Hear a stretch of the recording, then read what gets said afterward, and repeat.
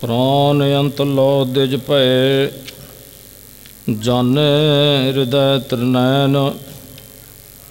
कृपा धार पतरी बिखे, लिखो उपाय कै बैन। वाहिगुरु जी का खालसा, वाहिगुरु जी की फतेह। ਸਾਹਿਬ ਸਤਿਗੁਰੂ ਸ੍ਰੀ ਗੁਰੂ ਗ੍ਰੰਥ ਸਾਹਿਬ ਜੀਆਂ ਦੀ ਪਵਿੱਤਰ ਪਾਵਨ ਹਜ਼ੂਰੀ ਦਾ ਆਨੰਦ ਮਾਣ ਰਹੀ ਗੁਰੂ ਕੀ ਸੰਗਤ। ਸਾਹਿਬ ਸਤਿਗੁਰੂ ਪਾਤਸ਼ਾਹ ਮਹਾਰਾਜ ਸਾਹਿਬ ਜੀਆਂ ਦੀ ਪਵਿੱਤਰ ਗੁਰਬਾਣੀ ਦੇ ਕੀਰਤਨ ਆਪ ਸੰਗਤਾਂ ਨੇ ਸਰਵਣ ਕੀਤੇ। ਇਸ ਵੇਲੇ ਗੁਰੂ ਤੇਗ ਬਹਾਦਰ ਮਹਾਰਾਜ ਜੀਆਂ ਦੇ ਜੀਵਨ ਦੀ ਕਥਾ ਆਪਾਂ ਲੜੀਵਾਰ ਸਰਵਣ ਕਰਦੇ ਆ ਰਹੇ ਹਾਂ। ਪਿਛਲੇ ਦੀਵਾਨ ਦੇ ਅੰਦਰ ਆਪਾਂ ਇਹ ਬਚਨ ਸਰਵਣ ਕੀਤੇ ਸਨ ਕਿ ਜਿਹੜਾ ਕਸ਼ਮੀਰ ਦਾ ਸੂਬੇਦਾਰ ਹੈ, ਇਸ ਦਾ ਨਾਮ ਹੈ ਸ਼ੇਰ ਅਫਗਾਨ। ਸ਼ੇਰ ਅਫਗਾਨ ਨੇ ਬਾਦਸ਼ਾਹ ਔਰੰਗਜ਼ੇਬ ਦੇ ਕਹਿਣ ਦੇ ਉੱਪਰ ਕਸ਼ਮੀਰ ਵਿੱਚ ਜਿੰਨੇ ਹਿੰਦੂ ਰਹਿੰਦੇ ਨੇ, ਬ੍ਰਾਹਮਣ ਰਹਿੰਦੇ ਨੇ, ਖੱਤਰੀ ਰਹਿੰਦੇ ਨੇ, ਉਹਨਾਂ ਦੇ ਗਲਾਂ ਵਿੱਚੋਂ ਜਨੇਊ ਲਾ ਕੇ ਤੇ ਜ਼ਬਰਦਸਤੀ ਮੁਸਲਮਾਨ ਬਣਾਇਆ ਜਾ ਰਿਹਾ।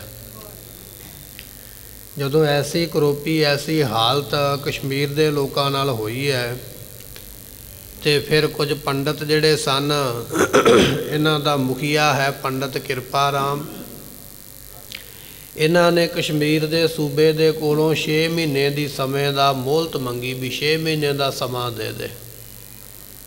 ਜੇ ਅਸੀਂ ਆਪਣੇ ਧਰਮ ਨੂੰ ਬਚਾਉਣ ਵਾਸਤੇ ਕੁਝ ਕਰ ਪਾਏ ਤੇ ਠੀਕ ਹੈ, ਨਹੀਂ ਤਾਂ ਫਿਰ ਅਸੀਂ ਆਪਣੇ ਆਪ ਮੁਸਲਮਾਨ ਬਣਾਂਗੇ।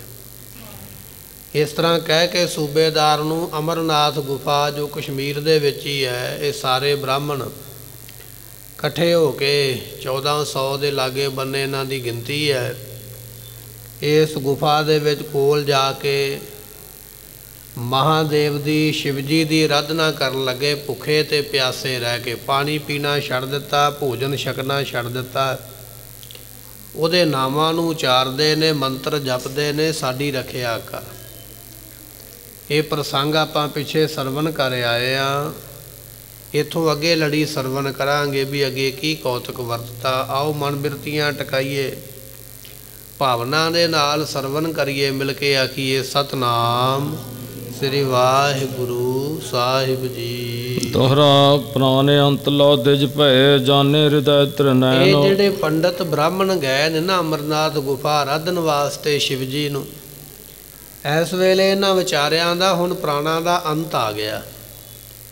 ਕਿਉਂਕਿ ਰੋਟੀ ਛੱਡ ਕੇ ਕਿੰਨਾ ਕੁ ਸਮਾਂ ਜਿਉਂਦੇ ਰਹਿ ਸਕਦੇ, ਪਾਣੀ ਛੱਡ ਕੇ ਕਿੰਨਾ ਕੁ ਸਮਾਂ ਜਿਉਂਦੇ ਰਹਿ ਸਕਦੇ, ਔਰ ਫਿਰ ਸੌਣਾ ਵੀ ਛੱਡ ਦਿੱਤਾ, ਨਿੰਦਰਾ ਵੀ ਛੱਡ ਦਿੱਤੀ ਹੈ। ਸੌਂਦੇ ਵੀ ਨਹੀਂ, ਖਾਂਦੇ ਵੀ ਕੁਝ ਨਹੀਂ, ਪਾਣੀ ਵੀ ਨਹੀਂ ਪੀਂਦੇ। ਦਿਨੇ ਰਾਤ ਸ਼ਿਵ ਜੀ ਨੂੰ ਯਾਦ ਕਰਦੇ, ਸਾਡੀ ਰੱਖਿਆ ਕਰ, ਸਾਡੀ ਰੱਖਿਆ ਕਰ। ਕਹਿੰਦੇ ਐਸੇ ਕਠਿਨ ਤਪ ਦੇ ਵਿੱਚ ਇਹਨਾਂ ਵਿਚਾਰਿਆਂ ਦੀ ਹੁਣ ਜਾਨ ਨਿਕਲਣ ਲੱਗੀ ਹੈ। ਜਾਨ ਜਾਣ ਤੱਕ ਸਮਾਂ ਆ ਗਿਆ। ਜਦੋਂ ਸ਼ਿਵ ਜੀ ਨੇ ਵੇਖਿਆ ਵੀ ਇਹ ਹੁਣ ਇੱਦੋਂ ਗਾਂਹ ਨਹੀਂ ਝੱਲ ਸਕਣਗੇ ਦੁੱਖ, ਵੀ ਇਹ ਤੇ ਹੁਣ ਮਰ ਚੱਲੇ ਹਨ। ਕਿਰਪਾ ਧਾਰ ਪਤਰੀ ਵਿਖੇ, ਲਿਖ ਉਪਾਏ ਕੈ ਬੈਨ। ਉਸ ਵੇਲੇ ਕਹਿਣ ਲੱਗੇ ਇਹਨਾਂ ਦਾ ਭਲਾ ਕਰਨ ਵਾਸਤੇ ਨਾ ਇੱਕ ਪੱਤਰੀ ਦੇ ਉੱਪਰ, ਇੱਕ ਪੱਤਰਕਾ ਦੇ ਉੱਪਰ, ਚਿੱਠੀ ਦੇ ਉੱਪਰ ਕੁਝ ਗੱਲਾਂ ਲਿਖ ਕੇ ਇਹਨਾਂ ਨੂੰ ਦੇਣ ਵਾਸਤੇ ਮਿਲੀਆਂ ਹਨ। ਚੌਪਈ ਸ਼੍ਰੀ ਨਾਨਕ ਜਗ ਗੁਰੂ ਵਿਸਾਲਾ। ਚਿੱਠੀ ਦੇ ਉੱਪਰ ਕੀ ਲਿਖਿਆ?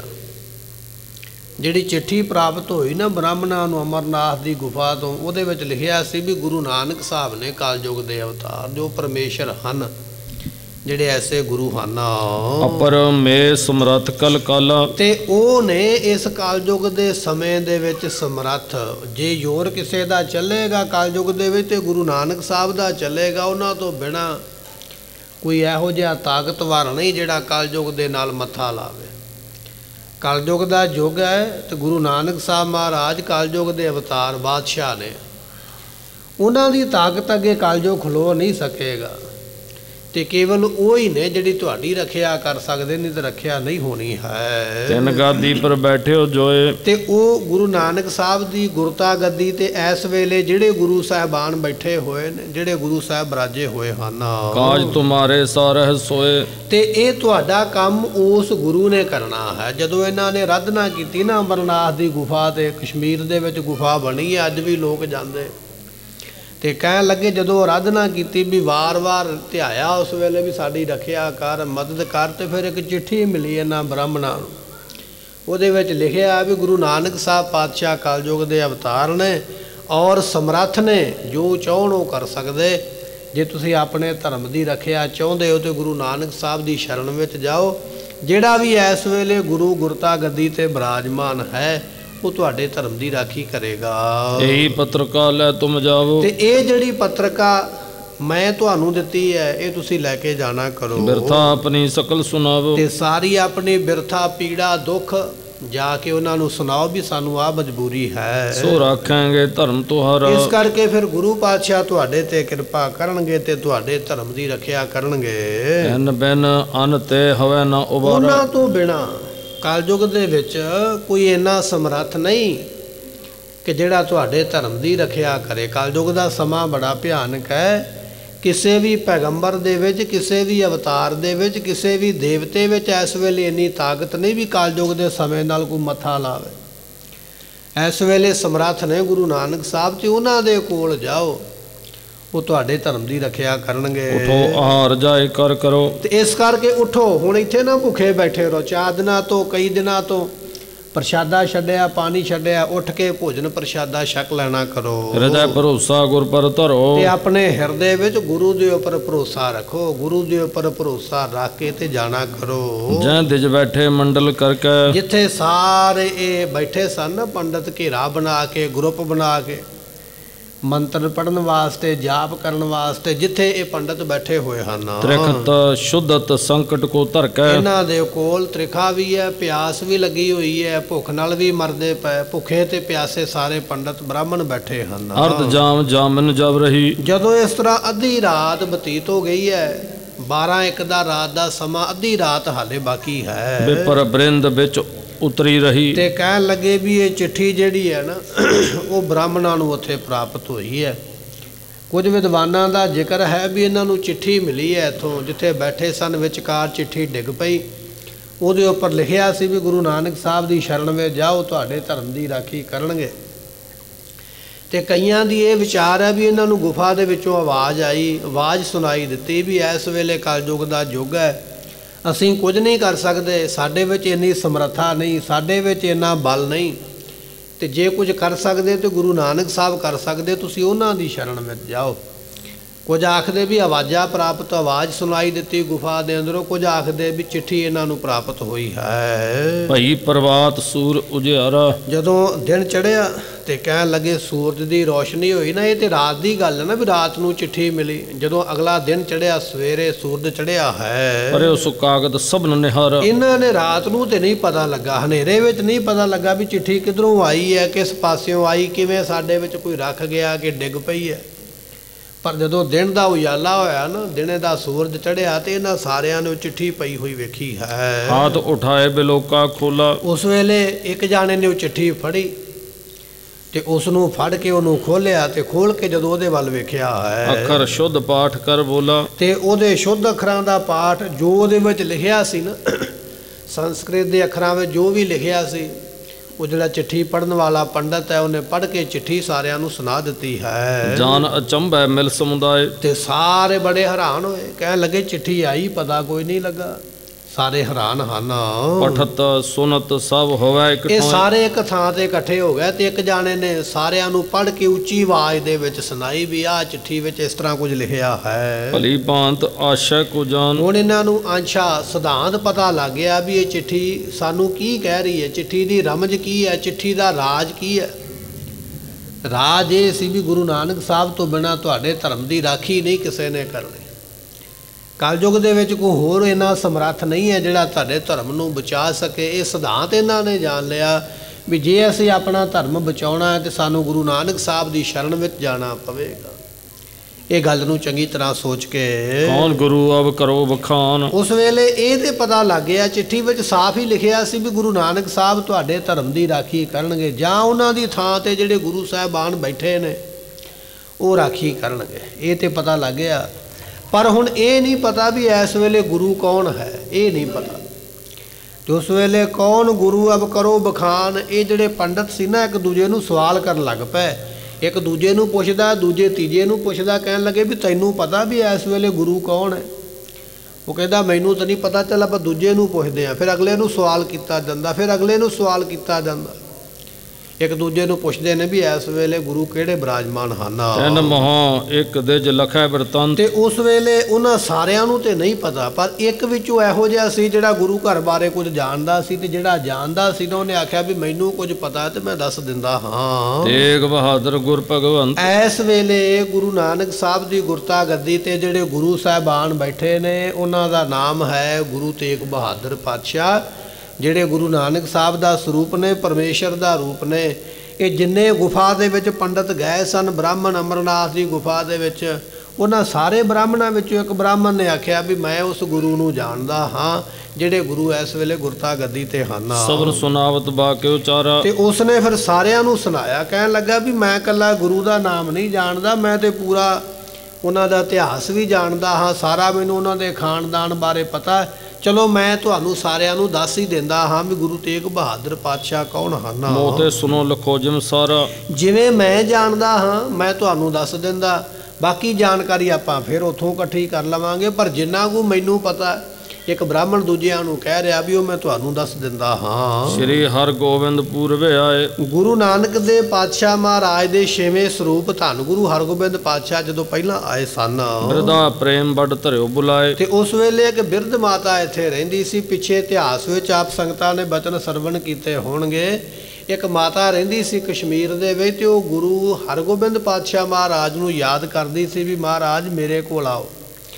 ਅਤੇ ਉਸਨੇ ਸਤਿਗੁਰਾਂ ਨੂੰ ਯਾਦ ਕੀਤਾ ਸੀ, ਔਰ ਗੁਰੂ ਹਰਗੋਬਿੰਦ ਪਾਤਸ਼ਾਹ ਫਿਰ ਗਏ ਸਨ ਉਸ ਵੇਲੇ ਕਸ਼ਮੀਰ ਉਸ ਮਾਤਾ ਨੂੰ ਦਰਸ਼ਨ ਦੇਣ ਵਾਸਤੇ, ਉਹਦੇ ਮਨ ਦੀ ਮੁਰਾਦ ਪੂਰੀ ਕਰਨ ਵਾਸਤੇ।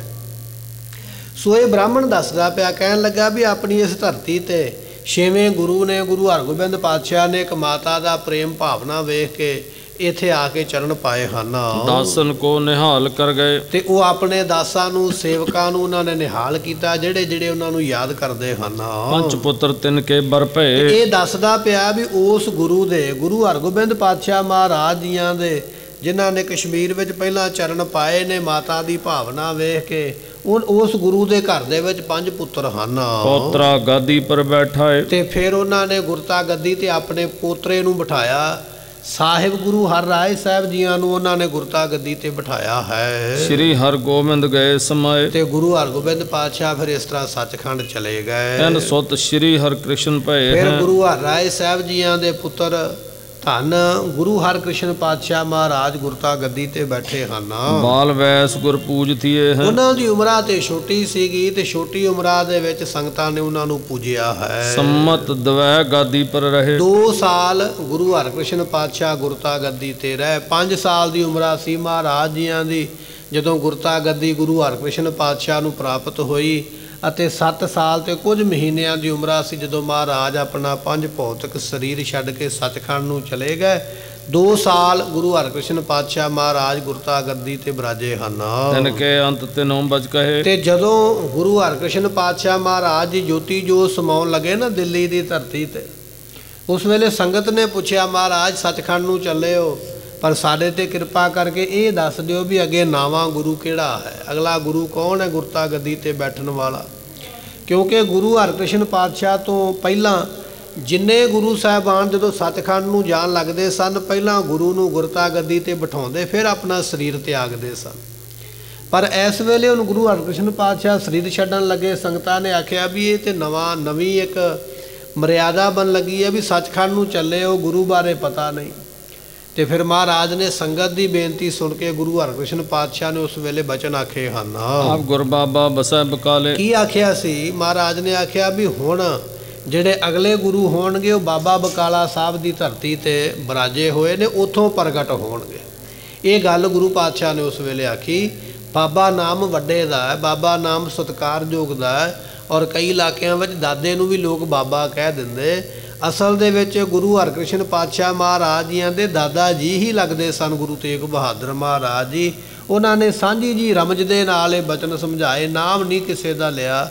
ਵੀ ਵੱਡੇ ਗੁਰੂ ਸਾਹਿਬਾਨ ਭਾਵੇਂ ਉਮਰਾਂ ਵਿੱਚ ਵੱਡੇ ਹੋਣ, ਭਾਵੇਂ ਰਿਸ਼ਤੇ ਵਿੱਚ ਵੱਡੇ ਹੋਣ, ਤੇ ਭਾਵੇਂ ਰਿਸ਼ਤੇਦਾਰੀ ਵਿੱਚ ਦਾਦਾ ਹੀ ਕਿਉਂ ਨਾ ਲੱਗਦੇ ਹੋਣ, ਇਹ ਸਾਰਿਆਂ ਦੇ ਸੰਬੰਧਿਤ ਸ਼ਬਦ ਮਹਾਰਾਜ ਨੇ ਆਖਿਆ ਵੀ ਇਸ ਵੇਲੇ ਬਾਬਾ ਗੁਰੂ ਜਿਹੜੇ ਨੇ ਬਾਬੇ ਬਕਾਲੇ ਸਾਹਿਬ ਦੀ ਧਰਤੀ ਤੇ ਇਹ ਬਚਨ ਗੁਰੂ ਹਰਕ੍ਰਿਸ਼ਨ ਪਾਤਸ਼ਾਹ ਮਹਾਰਾਜ ਜੀਆਂ ਨੇ ਉਸ ਵੇਲੇ ਦਿੱਲੀ ਆਖੇ ਹਨ। ਆਪ ਗਮਨ ਬੈਕੁੰਠ ਆ ਸਮਾਲੇ ਫਿਰ ਸੱਚਖੰਡ ਨੂੰ ਚਲੇ ਗਏ। ਸ੍ਰੀ ਗੁਰੂ ਤੇਗ ਬਹਾਦਰ ਹੈ। ਤੇ ਹੁਣ ਮੈਨੂੰ ਪਤਾ ਲੱਗਾ ਵੀ ਜਿਸ ਗੁਰੂ ਵੱਲ ਉਹਨਾਂ ਨੇ ਇਸ਼ਾਰਾ ਕੀਤਾ ਸੀ ਸੱਚਖੰਡ ਜਾਣ ਲੱਗਿਆ, ਉਸ ਗੁਰੂ ਦਾ ਨਾਮ ਧੰਨ ਗੁਰੂ ਤੇਗ ਬਹਾਦਰ ਪਾਤਸ਼ਾਹ ਹੈ। ਅੱਜ ਇਸ ਵੇਲੇ ਉਹ ਗੁਰਤਾ ਗੱਦੀ ਤੇ ਬਿਰਾਜਮਾਨ ਹਨ। ਚੌਂ ਦਿਸ਼ ਬਿਦਤ ਭਏ ਸਿੱਖ ਲਹੈ। ਚਾਰ ਚਫੇਰੇ ਉਹ ਪ੍ਰਗਟ ਨੇ ਤੇ ਬੇਅੰਤ ਸੰਗਤਾਂ ਉਹਨਾਂ ਨੂੰ ਜਾਣਦੀਆਂ ਹਨ। ਤਿੰਨ ਢਿਗ ਚਲੋ ਉਬਾਰੈ ਧਰਮ। ਇਸ ਕਰਕੇ ਕਹਿੰਦੇ ਵੀ ਚਲੋ ਭਾਈ ਆਪਾਂ ਇਕੱਠੇ ਹੋ ਕੇ ਚੱਲੀਏ ਤੇ ਆਪਣੇ ਧਰਮ ਦੀ ਰਾਖੀ ਗੁਰੂ ਤੇਗ ਬਹਾਦਰ ਪਾਤਸ਼ਾਹ ਮਹਾਰਾਜ ਜੀਆਂ ਦੇ ਕੋਲ ਜਾ ਕੇ ਕਰਵਾਉਣਾ ਕਰੀਏ। ਅੱਜ ਕਰ ਲੋਕ ਸ਼ਰਮ ਅਰ ਭਰਮ। ਤੇ ਅਸੀਂ ਲੋਕ ਸ਼ਰਮ ਤੇ ਭਰਮ ਸਾਰੇ ਛੱਡ ਕੇ, ਕਿਉਂਕਿ ਲੌਕਿਕ ਰਾਜ ਜਾਂ ਮਨ ਜਾਂ ਕੁਲ ਦਾ ਭਰਮ ਲਾਜ ਇਹ ਹੁੰਦੀ ਹੈ ਕਿਉਂਕਿ ਮੇਰੀ ਜਾਤ ਮੇਰੀ ਗੋਤ ਵੱਡੀ ਹੈ। ਹੁਣ ਬ੍ਰਾਹਮਣ ਆਪਣੇ ਆਪ ਨੂੰ ਆਖਦੇ ਸਨ ਵੀ ਅਸੀਂ ਦੁਨੀਆ ਦੇ ਪੂਜਨੀਕ ਹਾਂ, ਅਸੀਂ ਖੁਦ ਗੁਰੂ ਹਾਂ, ਸਾਡੀ ਪੂਜਾ ਕਰੋ। ਬ੍ਰਾਹਮਣ ਗੁਰੂ ਹੈ ਜਗਤ ਕਾ, ਇਹ ਬਚਨ ਲਿਖਿਆ ਨਾ ਗੁਰਬਾਣੀ ਦੇ ਵਿੱਚ। ਬ੍ਰਾਹਮਣ ਆਪਣੇ ਆਪ ਨੂੰ ਗੁਰੂ ਕਹਿੰਦੇ ਸਨ ਵੀ ਅਸੀਂ ਗੁਰੂ ਹਾਂ, ਸਾਡੀ ਪੂਜਾ ਕਰੋ।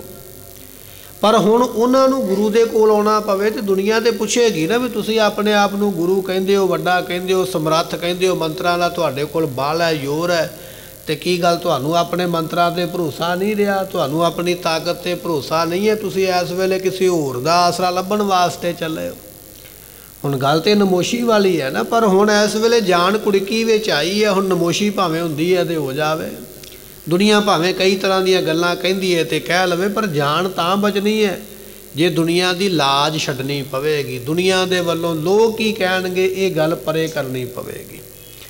ਸੋ ਇਹਨਾਂ ਨੇ ਆਖਿਆ, ਕਹਿਣ ਲੱਗੇ ਤਜ ਕਰ ਲੋਕ ਸ਼ਰਮ, ਲੋਕਾਂ ਦੀ ਸ਼ਰਮ ਛੱਡ ਦਿਓ ਵੀ ਲੋਕ ਕਹਿਣਗੇ ਵੀ ਤੁਸੀਂ ਉੱਚੀ ਕੁੱਲ ਵਾਲੇ ਬ੍ਰਾਹਮਣ ਤੇ ਕਿੱਧਰ ਗੁਰੂ ਦੇ ਕੋਲ ਗਏ, ਤੁਹਾਨੂੰ ਜਾਣ ਦੀ ਕੀ ਲੋੜ ਹੈ, ਲੋਕ ਜੋ ਕਹਿੰਦੇ ਕਹੀ ਜਾਣ, ਫਿਕਰ ਨਾ ਕਰੋ।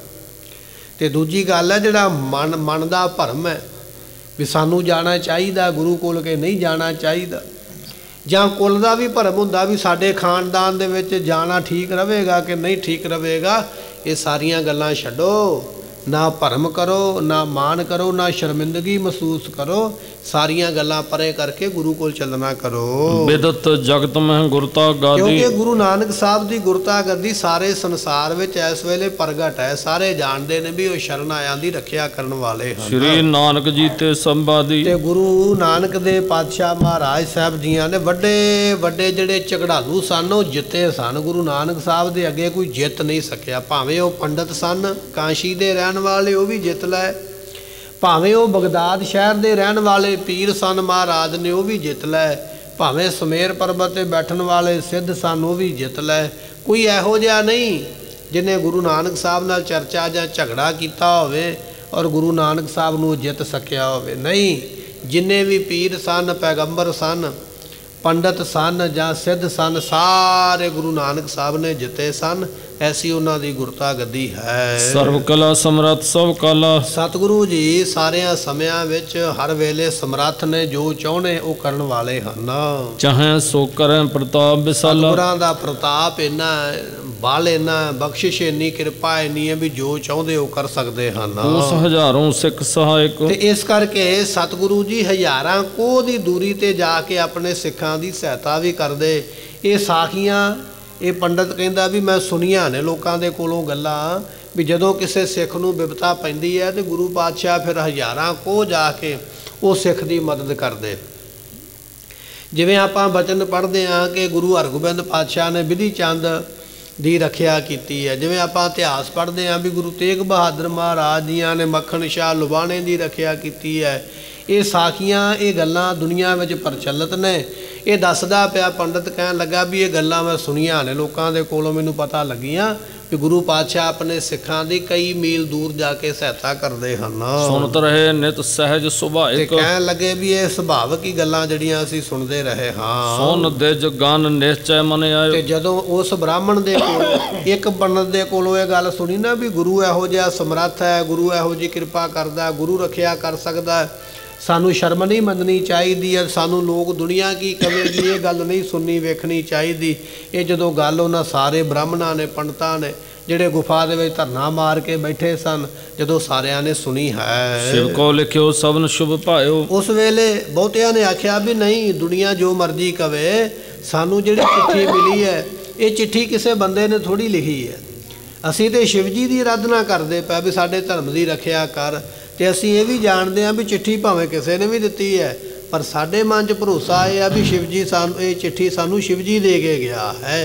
ਤੇ ਜਦੋਂ ਸ਼ਿਵ ਜੀ ਸਾਨੂੰ ਇਸ਼ਾਰਾ ਦਿੰਦਾ ਪਿਆ ਵੀ ਤੁਸੀਂ ਜਾਓ ਗੁਰੂ ਦੇ ਕੋਲ, ਤੇ ਫਿਰ ਦੁਨੀਆ ਜੋ ਮਰਜ਼ੀ ਕਵੇ ਸਾਨੂੰ ਇਸ ਗੱਲ ਦੀ ਪ੍ਰਵਾਹ ਨਹੀਂ ਹੈ। ਬਾਰ ਬਾਰ ਤਹ ਬੰਧਨ ਕਰਕੇ ਉਸ ਵੇਲੇ ਇਹ ਹੁਣ ਸਾਰੇ ਜਾਣੇ ਮਤਾ ਪਕਾ ਲਿਆ ਵੀ ਚਲੋ ਗੁਰੂ ਕੋਲ ਚੱਲੀਏ। ਇਹਨਾਂ ਨੇ ਫਿਰ ਬੜੀ ਭਾਵਨਾ ਨਾਲ ਨਿਮਰਤਾ ਦੇ ਨਾਲ ਉਸ ਗੁਫਾ ਦੇ ਦਰਵਾਜ਼ੇ ਤੇ ਆਪਣਾ ਸਿਰ ਰੱਖ ਰੱਖ ਕੇ ਨਮਸਕਾਰਾਂ ਕੀਤੀਆਂ ਹਨ। ਉੱਠੇ ਵਿਪਰ ਆਏ ਵਿੱਚ ਪੁਰ ਕੇ, ਤੇ ਫਿਰ ਉੱਠ ਬੈਠੇ। ਅਮਰਨਾਥ ਗੁਫਾ ਤੋਂ ਉੱਠ ਕੇ ਜਿਹੜੇ ਪੰਡਤ ਬ੍ਰਾਹਮਣ ਹਨ ਸਾਰੇ ਆਪਣੇ ਨਗਰ ਦੇ ਵਿੱਚ ਆਪਣੇ ਪਿੰਡ ਦੇ ਵਿੱਚ ਆ ਗਏ ਹਨ। ਪੂਰਬ ਮਦਰ ਦੇਸ਼ ਕੋ ਚਲੀਏ। ਹੁਣ ਇਹਨਾਂ ਨੇ ਆ ਕੇ ਸਲਾਹ ਕੀਤੀ, ਕਹਿਣ ਲੱਗੇ ਚਲੋ ਭਾਈ ਪੂਰਬ ਦੀ ਦਿਸ਼ਾ ਨੂੰ, ਪੰਜਾਬ ਦੇਸ਼ ਜੋ ਹੈ ਨਾ, ਮਦਰ ਦੇਸ਼ ਪੰਜਾਬ ਦਾ ਹੀ ਨਾਮ ਹੈ। 10ਵੇਂ ਪਾਤਸ਼ਾਹ ਨੇ ਵੀ ਲਿਖਿਆ ਸੀ ਆਪਣੀ ਬਾਣੀ ਵਿੱਚ, ਮਦਰ ਦੇਸ਼ ਹਮ ਕੋ ਲੈ ਆਏ, ਪੰਜਾਬ ਦੀ ਧਰਤੀ।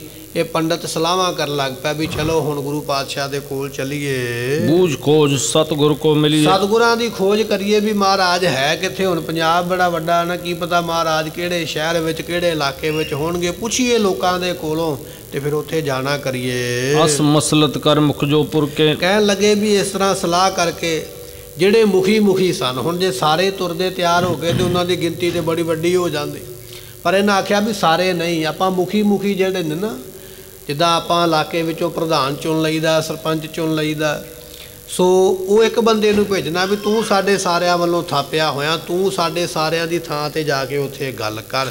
ਇਸੇ ਤਰ੍ਹਾਂ ਵੱਖ-ਵੱਖ ਜਿਹੜੇ ਇਹਨਾਂ ਦੇ ਕਬੀਲੇ ਸਨ ਬ੍ਰਾਹਮਣਾਂ ਦੇ, ਸੋ ਵੱਖ-ਵੱਖ ਜਿਹੜੇ ਇਲਾਕੇ ਸਨ, ਇਹਨਾਂ ਨੇ ਆਪੋ ਆਪਣੇ ਇਲਾਕੇ ਵਿੱਚੋਂ ਇੱਕ ਬੰਦਾ ਚੁਣ ਕੇ ਇਕੱਠਾ ਕੀਤਾ ਹੈ। ਗਮਨੇ ਮਾਗ ਮਿਲਵੇ ਹਿਤ ਗੁਰ ਕੇ। ਇਹ ਸਤਿਗੁਰਾਂ ਨੂੰ ਮਿਲਣ ਵਾਸਤੇ ਕਹਿਣ ਲੱਗੇ ਵੀ ਚੱਲ ਪਏ ਹਨ। ਉਲੰਗ ਪਧਾਰ ਪੀਰ ਪੰਜਾਲ। ਸੋ ਕਹਿਣ ਲੱਗੇ ਪੀਰ ਪੰਜਾਲ, ਇਹ ਪੰਜਾਲ ਨਾਮ ਦਾ ਕਹਿਣ ਲੱਗੇ ਵੀ ਇੱਕ ਪਹਾੜ ਹੈ। ਜਦੋਂ ਇਹ ਸਾਰੇ ਜਣੇ ਤੁਰੇ ਨਾ ਤਾਂ ਪੰਜਾਲ ਨਾਮ ਦੇ ਪਹਾੜ ਨੂੰ ਲੰਘ ਕੇ ਫਿਰ ਅੱਗੇ ਗਏ ਹਨ। ਰਤਨ ਪੰਜਾਲ ਤਿਆਗ ਪਗ ਚਾਲ। ਤੇ ਕਹਿਣ ਲੱਗੇ ਵੀ ਇਸੇ ਤਰ੍ਹਾਂ ਫਿਰ ਨਾਮ ਸ਼ਹਿਰ ਦਾ ਹੈ, ਉਹ ਪਹਾੜ ਦੇ ਨਾਮ ਤੇ ਹੀ ਸ਼ਹਿਰ ਬਣਿਆ, ਉਸ ਨੂੰ ਰਤਨ ਪਹਾੜ ਕਿਹਾ ਜਾਂਦਾ ਹੈ। ਕਹਿਣ ਲੱਗੇ ਵੀ ਇਸ ਤਰ੍ਹਾਂ ਦਾ ਉਹ ਪਹਾੜ ਉਹ ਸ਼ਹਿਰ ਨੂੰ ਲੰਘ ਕੇ ਫਿਰ ਅੱਗੇ ਚੱਲੇ ਹਨ। ਬਸੇ ਰਜੌਰੀਪੁਰ ਮਹਿ ਆਏ। ਰਜੌਰੀ ਨਾਮ ਦਾ ਇੱਕ ਨਗਰ ਹੈ ਤੇ ਕਹਿਣ ਲੱਗੇ ਜੰਮੂ ਰਿਆਸਤ ਵਿੱਚ ਹੈ ਇਹ ਰਜੌਰੀ ਨਗਰ। ਫਿਰ ਇੱਥੇ ਆ ਕੇ ਇਹਨਾਂ ਨੇ ਰਾਤ ਕੱਟੀ ਹੈ। ਇਹ ਰਜੌਰੀ ਉਹੀ ਇਲਾਕਾ ਹੈ ਜਿੱਥੋਂ ਦੇ ਸੋ ਬਹਾਦਰ ਜਿਹੜੇ ਹੋਏ ਨੇ, ਬਾਬਾ ਬੰਦਾ ਸਿੰਘ ਬਹਾਦਰ ਜੀਆਂ ਦਾ ਵੀ ਇਹ ਇਲਾਕਾ ਹੈ। ਇਹ ਪਿੰਡ ਹੈ ਰਜੌਰੀ ਜ਼ਿਲ੍ਹੇ ਦੇ ਵਿੱਚ ਜਾਂ ਇਲਾਕੇ ਦੇ ਵਿੱਚ। ਪੁੰਛ ਉਹਨਾਂ ਦਾ ਪਿੰਡ ਸੀ ਜਿੱਥੋਂ ਦੇ ਉਹ ਰਹਿਣ ਵਾਲੇ ਸਨ। ਸੋ ਬਾਬਾ ਬੰਦਾ ਸਿੰਘ ਬਹਾਦਰ ਜਿਨ੍ਹਾਂ ਦਾ ਨਾਮ ਮਾਧੋ ਦਾਸ ਵੀ ਹੈ, ਸੋ ਉਹਨਾਂ ਦਾ ਇਲਾਕਾ ਹੈ। ਕਹਿੰਦੇ ਵੀ ਇਸ ਇਲਾਕੇ ਵਿੱਚ ਆ ਕੇ ਇਹ ਜਿਹੜੇ ਪੰਡਤ ਚੱਲੇ ਨੇ ਕਸ਼ਮੀਰੀ, ਇਹਨਾਂ ਨੇ ਰਾਤ ਬਤੀਤ ਕੀਤੀ ਹੈ। ਅੱਜ ਭਿੰਡਰ ਗਮਨੇ ਅਗਵਾਏ। ਇੱਥੋਂ ਫਿਰ ਚੱਲ ਕੇ ਇੱਕ ਭਿੰਡਰ ਨਾਮ ਦਾ ਪਿੰਡ ਆਉਂਦਾ। ਕਹਿਣ ਲੱਗੇ ਵੀ ਰਿਆਸਤ ਜੰਮੂ ਦੇ ਵਿੱਚ ਇਹ ਤਹਿਸੀਲ ਪੈਂਦੀ ਹੈ। ਤੇ ਕਹਿਣ ਲੱਗੇ ਵੀ ਇੱਥੇ ਇਹਨਾਂ ਨੇ ਆ ਕੇ ਉਹ ਭਿੰਡਰ ਨਾਮ ਦਾ ਇੱਕ ਨਗਰ ਉੱਥੇ ਰਹੇ ਹਨ। ਸਭ ਪਹਾੜ ਉਲੰਘੇ ਪੁਨ ਦੇਸ਼। ਇਸ ਤਰ੍ਹਾਂ ਚੱਲਦਿਆਂ ਭਾਈ ਇਹਨਾਂ ਨੇ ਸਾਰਾ ਪਹਾੜੀ ਇਲਾਕਾ ਲੰਘਿਆ। ਕਸ਼ਮੀਰ ਨੂੰ ਲੰਘ ਕੇ ਜੰਮੂ ਵਿੱਚ ਆ ਗਏ। ਫਿਰ ਜੰਮੂ ਦੇ ਪਹਾੜਾਂ ਨੂੰ ਲੰਘ ਕੇ ਅੱਗੇ ਮੈਦਾਨੀ ਇਲਾਕੇ ਵਿੱਚ ਆਏ ਹਨ।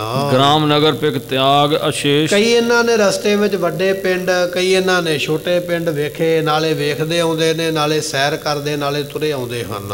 ਸ੍ਰੀ ਅੰਮ੍ਰਿਤਸਰ ਪਹੁੰਚੇ ਆਏ। ਚੱਲਦਿਆਂ ਇਹ ਸਾਰੇ ਜਾਣੇ ਜਿਹੜੇ ਨੇ ਅੰਮ੍ਰਿਤਸਰ ਨਾਮ ਦਾ ਸ਼ਹਿਰ, ਗੁਰੂ ਪਾਤਸ਼ਾਹ ਦੀ ਪਵਿੱਤਰ ਧਰਤੀ, ਸਾਰੇ ਕਸ਼ਮੀਰੀ ਪੰਡਤ ਜਿਹੜੇ ਨੇ ਅੰਮ੍ਰਿਤਸਰ ਪਹੁੰਚੇ ਹਨ।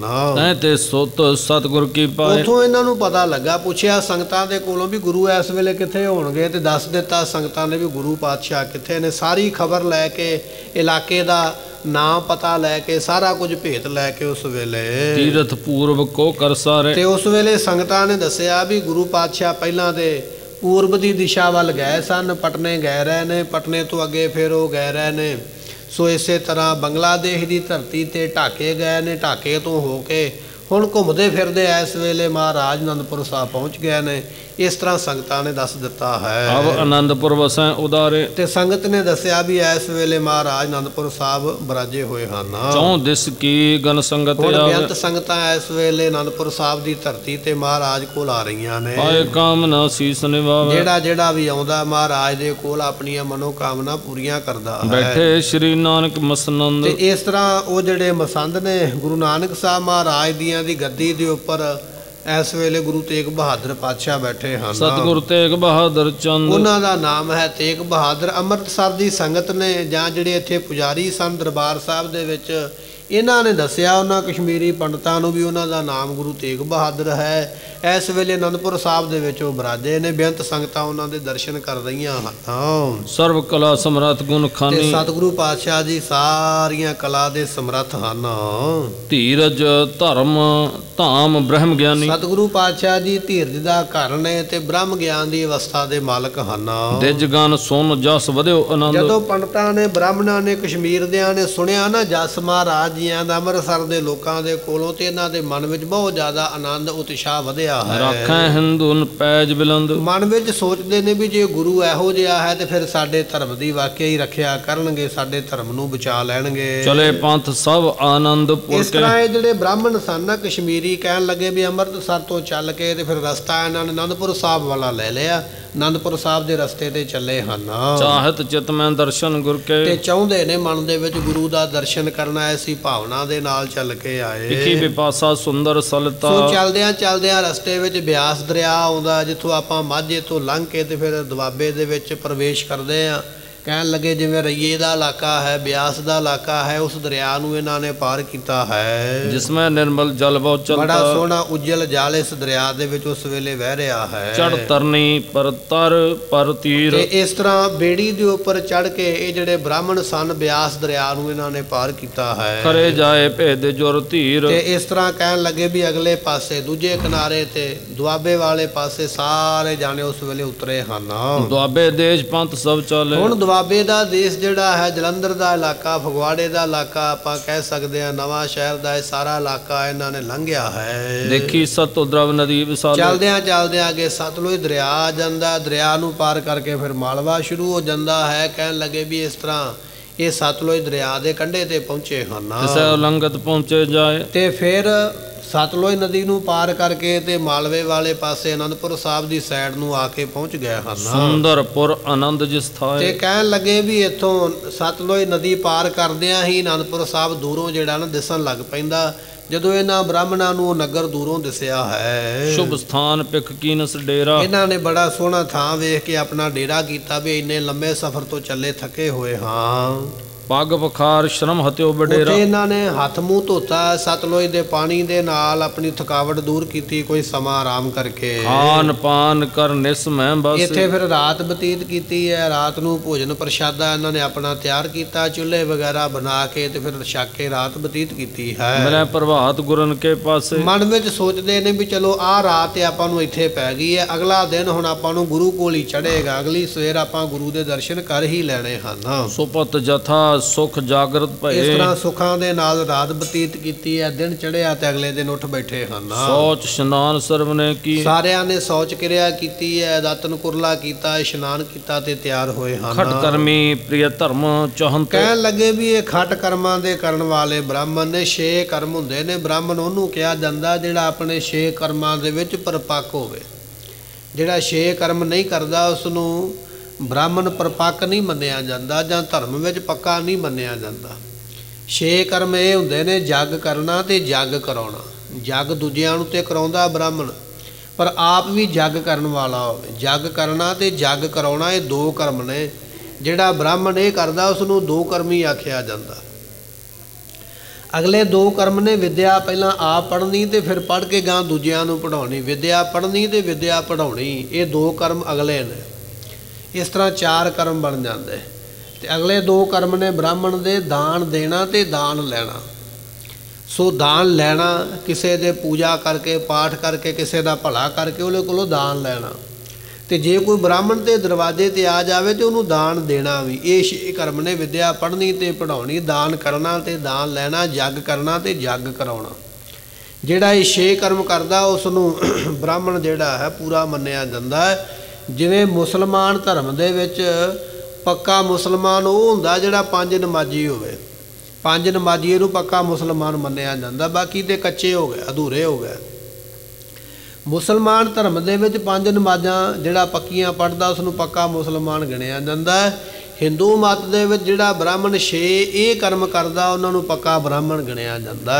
ਇਹ ਜਿਹੜੇ ਬ੍ਰਾਹਮਣ ਗੁਰੂ ਤੇਗ ਬਹਾਦਰ ਪਾਤਸ਼ਾਹ ਕੋਲ ਆਏ ਨੇ ਕੋਈ ਕੱਚੇ ਪਿੱਲੇ ਜਾਂ ਐਵੇਂ ਦੇ ਨਹੀਂ ਸਨ, ਪੂਰੇ ਆਪਣੇ ਕਰਮ ਧਰਮ ਦੀ ਮਰਿਆਦਾ ਰੱਖਣ ਵਾਲੇ, ਪੂਰੀ ਮਰਿਆਦਾ ਨਿਭਾਉਣ ਵਾਲੇ ਸਨ।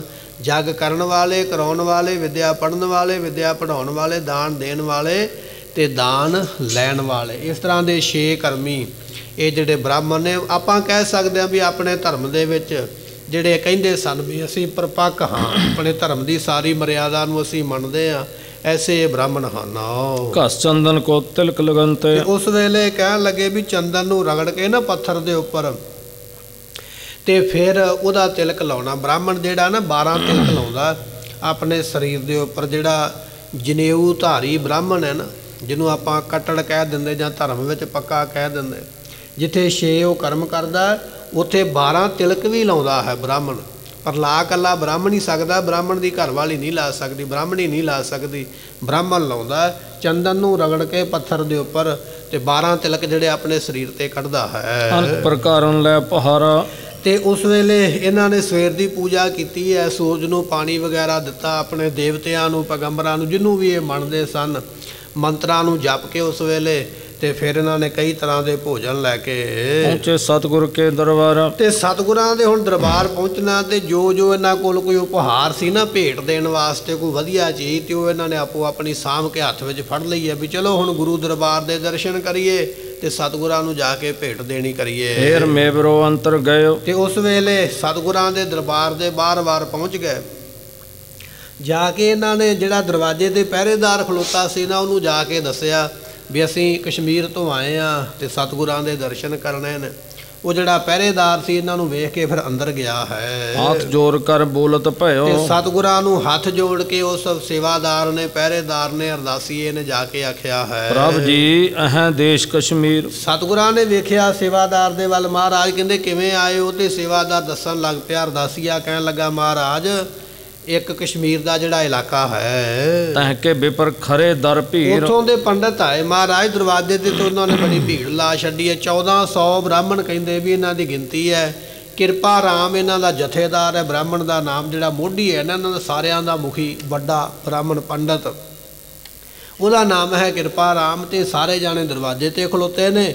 ਸਿੱਖ ਨੇ ਜਾ ਕੇ ਦੱਸਿਆ ਗੁਰੂ ਤੇਗ ਬਹਾਦਰ ਮਹਾਰਾਜ ਜੀਆਂ ਨੂੰ ਵੀ ਪਾਤਸ਼ਾਹ ਜੀ ਬਾਹਰ ਕਸ਼ਮੀਰ ਦੇ ਇਲਾਕੇ 'ਚੋਂ ਬ੍ਰਾਹਮਣ ਚੱਲ ਕੇ ਆਏ ਹਨ, ਦਰਸ਼ਨ ਕੋ ਚਾਹਤ ਉਹ ਆਏ। ਤੇ ਸਤਿਗੁਰੂ ਨੇ ਪੁੱਛਿਆ ਵੀ ਕਾਹਦੇ ਲਈ ਆਏ? ਤੇ ਸੇਵਾਦਾਰ ਦੱਸਦਾ ਪਿਆ ਮਹਾਰਾਜ ਤੁਹਾਡੇ ਦਰਸ਼ਨਾਂ ਦੀ ਇੱਛਾ ਲੈ ਕੇ ਆਏ ਨੇ, ਦਰਸ਼ਨ ਕਰਨ ਵਾਸਤੇ ਆਏ ਹਨ। ਸੁਮਤਵੰਤ ਪੰਡਤ ਸਮੁਦਾਇ, ਮਹਾਰਾਜ ਉਹਨਾਂ ਦੀ ਰਹਿਣੀ ਬਹਿਣੀ ਤੋਂ, ਗੱਲਬਾਤ ਤੋਂ, ਉਹਨਾਂ ਦੇ ਬੋਲ ਚਾਲ ਦੇ ਤਰੀਕੇ ਤੋਂ ਪਤਾ ਲੱਗਦਾ ਵੀ ਬੜੇ ਸਿਆਣੇ ਪੰਡਤ ਨੇ, ਵਿਦਵਾਨ ਨੇ, ਔਰ ਬੜਾ ਚੰਗਾ ਸ਼ਰੀਕਾ ਹੈ ਉਹਨਾਂ ਦੇ ਬੋਲਣ ਦਾ, ਗੱਲਬਾਤ ਕਰਨ ਦਾ।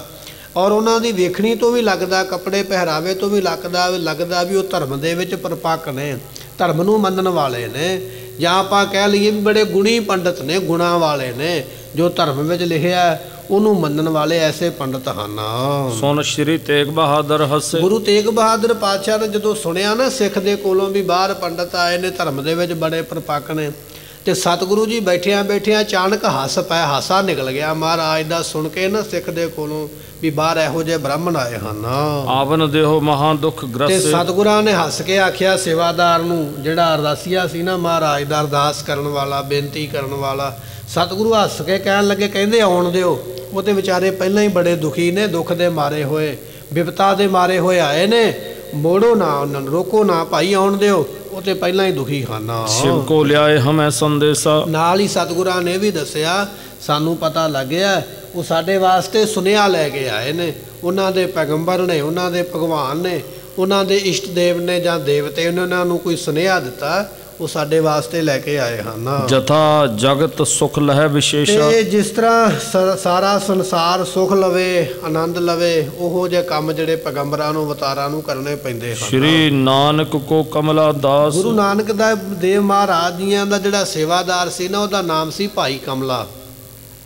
ਗੁਰੂ ਨਾਨਕ ਸਾਹਿਬ ਪਾਤਸ਼ਾਹ ਦੀ ਸੇਵਾ ਕਰਨ ਵਾਲਾ, ਉਹਦਾ ਨਾਮ ਭਾਈ ਕਮਲੀਆ ਹੈ। ਕਮਲੀਆ ਕਰਕੇ ਇਤਿਹਾਸ ਵਿੱਚ ਉਹਦਾ ਨਾਮ ਲਿਖਿਆ ਹੈ। ਜਥਾ ਗਇਓ ਹੁਤੋ ਲੈਵੋ ਹਿਤਕਾਸ, ਤੇ ਕਹਿਣ ਲੱਗੇ ਵੀ ਇੱਕ ਦਿਨ ਕੀ ਹੋਇਆ, ਸਤਿਗੁਰੂ ਨਾਨਕ ਦੇਵ ਪਾਤਸ਼ਾਹ ਮਹਾਰਾਜ ਦੀ ਜਦੋਂ ਧਰਮਸ਼ਾਲਾ ਵਿੱਚੋਂ ਬਾਹਰ ਨਿਕਲਣ ਲੱਗੇ ਨਾ, ਤੇ ਸਾਹਮਣੇ ਪਸ਼ੂ ਬੱਧੇ ਸਨ।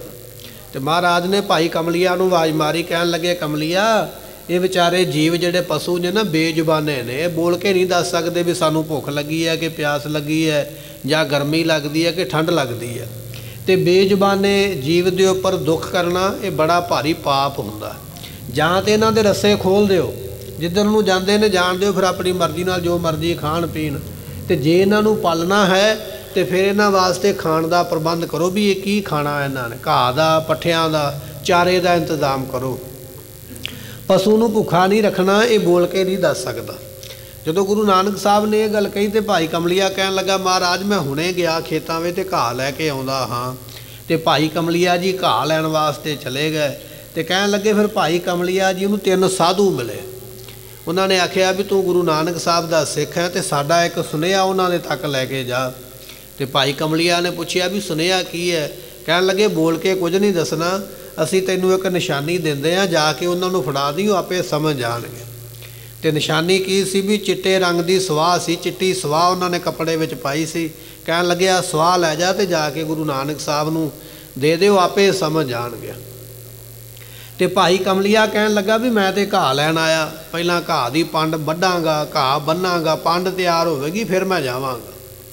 ਤੇ ਉਹ ਜਿਹੜੇ 3 ਸਾਧੂ ਸਨ ਉਹ ਕਹਿਣ ਲੱਗੇ ਵੀ ਤੂੰ ਤੇਰਾ ਘਾਹ ਅਸੀਂ ਵੱਢ ਦਿੰਦੇ। ਝਾਟੀ ਉਹਨਾਂ ਦੇ ਘਾਹ ਦੀ ਪੰਡ ਬਣਾ ਕੇ ਇਹਦੇ ਸਿਰ ਤੇ ਰੱਖ ਦਿੱਤੀ।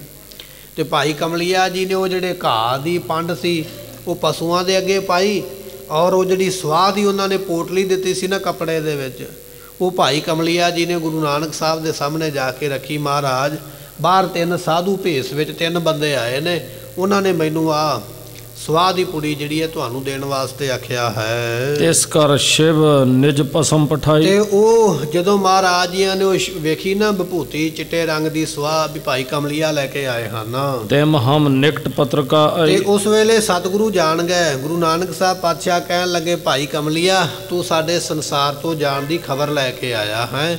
ਇਹ ਜਿਹੜੀ ਚਿੱਟੇ ਰੰਗ ਦੀ ਸਵਾਹ ਆਈ ਹੈ ਨਾ, ਇਹ ਸਾਡਾ ਸੁਨੇਹਾ ਆ ਗਿਆ ਵੀ ਅਸੀਂ ਹੁਣ ਆਪਣਾ 5 ਭੌਤਿਕ ਸਰੀਰ ਛੱਡ ਕੇ ਇਸ ਦੁਨੀਆ ਤੋਂ ਜਾਣਾ ਹੈ। ਇਹ ਸੁਨੇਹਾ ਹੈ ਸਾਡਾ ਤੇ ਅਸੀਂ ਹੁਣ ਜਾਣ ਦੀ ਤਿਆਰੀ ਕਰਨ ਲੱਗੇ ਹਾਂ। ਇਸ ਤਰ੍ਹਾਂ ਗੁਰੂ ਨਾਨਕ ਸਾਹਿਬ ਪਾਤਸ਼ਾਹ ਮਹਾਰਾਜ ਜੀਆਂ ਨੇ ਫਿਰ ਉਹ ਸੋਹਣਾ ਘਰ ਤਿਆਰ ਕਰਵਾਇਆ ਤੇ ਆਖਿਆ ਵੀ ਇੱਥੇ ਲੰਗਰ ਪ੍ਰਸਾਦੇ ਦਾ ਇੰਤਜ਼ਾਮ ਵੀ ਕਰੋ। ਇਸ ਤਰ੍ਹਾਂ ਮਹਾਰਾਜ ਜੀ ਸੱਚਖੰਡ ਨੂੰ ਗਏ ਸਨ। ਸੋ ਇੱਥੇ ਗੁਰੂ ਨਾਨਕ ਪਾਤਸ਼ਾਹ ਦੇ 9ਵੇਂ ਰੂਪ ਜਿਹੜੇ ਗੁਰੂ ਤੇਗ ਬਹਾਦਰ ਮਹਾਰਾਜ ਉਹ ਕਹਿ ਰਹੇ ਨੇ, ਕਹਿੰਦੇ ਜਿਵੇਂ ਸੱਚਖੰਡ ਜਾਣ ਵਾਸਤੇ ਗੁਰੂ ਤੇਗ ਬਹਾਦਰ ਪਾਤਸ਼ਾਹ ਜੀਆਂ ਦੇ ਸੱਚਖੰਡ ਜਾਣ ਵਾਸਤੇ ਗੁਰੂ ਨਾਨਕ ਦੇਵ ਮਹਾਰਾਜ ਜੀਆਂ ਦੇ ਕੋਲ ਜਿਵੇਂ ਚਿੱਟੇ ਰੰਗ ਦੀ ਸਵਾਹ ਆਈ ਸੀ ਤੇ ਉਹਨਾਂ ਨੇ ਆਖਿਆ ਸੀ ਸਾਡੇ ਸੱਚਖੰਡ ਜਾਣ ਦਾ ਸਮਾਂ ਆ ਗਿਆ। ਇਸੇ ਤਰ੍ਹਾਂ ਇਹ ਜਿਹੜੇ ਬ੍ਰਾਹਮਣ ਆਏ ਨੇ ਚਿੱਠੀ ਲੈ ਕੇ, ਸਾਡੇ ਵੀ ਸੱਚਖੰਡ ਜਾਣ ਦਾ ਸਮਾਂ ਆ ਗਿਆ ਹੈ। ਗੁਰੂ ਤੇਗ ਬਹਾਦਰ ਪਾਤਸ਼ਾਹ ਨੇ ਤਾਂ ਇੱਥੇ ਇਤਿਹਾਸ ਦਾ ਬਚਨ ਸਾਂਝਾ ਕੀਤਾ ਵੀ ਉਹਨਾਂ ਨੂੰ ਵੀ ਦੱਸਿਆ ਸੀ ਵੀ ਸਵਾਹ ਤੋਂ ਉਹਨਾਂ ਨੇ ਆਖਿਆ ਵੀ ਅਸੀਂ ਸੱਚਖੰਡ ਚੱਲੇ ਹਾਂ ਭਾਈ ਸਿੱਖੋ, ਅਤੇ ਗੁਰੂ ਅੰਗਦ ਸਾਹਿਬ ਹੁਣ ਗੁਰੂ ਬਰਾਜਣਗੇ। ਇਸੇ ਤਰ੍ਹਾਂ ਹੁਣ ਚਿੱਠੀ ਆ ਗਈ ਹੈ। ਗੁਰੂ ਤੇਗ ਬਹਾਦਰ ਪਾਤਸ਼ਾਹ ਵੀ ਕਹਿ ਰਹੇ ਨੇ, ਕਹਿੰਦੇ ਸਾਡੇ ਵਾਸਤੇ ਵੀ ਸੁਨੇਹਾ ਆ ਗਿਆ ਭਾਈ, ਹੁਣ ਸੰਸਾਰ ਤੋਂ ਜਾਣਾ ਹੈ। ਇਹ ਸਾਡੇ ਵਾਸਤੇ ਸੁਨੇਹਾ ਚਿੱਠੀ ਆਈ ਹੈ। ਢਿਗ ਮਸੰਦ ਗਨ ਸੇ